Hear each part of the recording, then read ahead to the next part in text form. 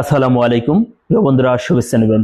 তারেক ভক্তদের একটা দুঃসংবাদ দেই, তারেক রহমান দেশে আসছেন না, অন্তত নির্বাচনের আগে।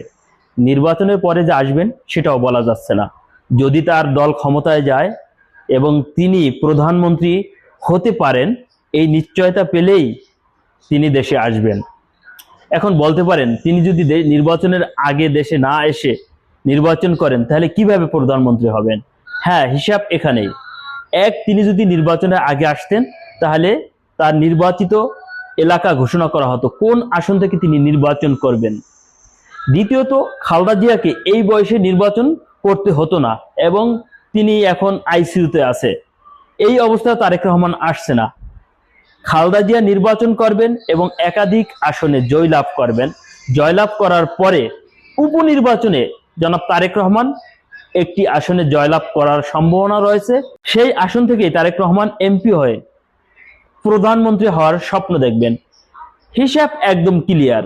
যারা নেতার স্বদেশ প্রবর্তন দিবস উপলক্ষে অপেক্ষা করছেন, সেই দিবসটা খুব শীঘ্র হচ্ছে না, অন্তত নির্বাচনের আগে। ধন্যবাদ, সবাই ভালো থাকবেন।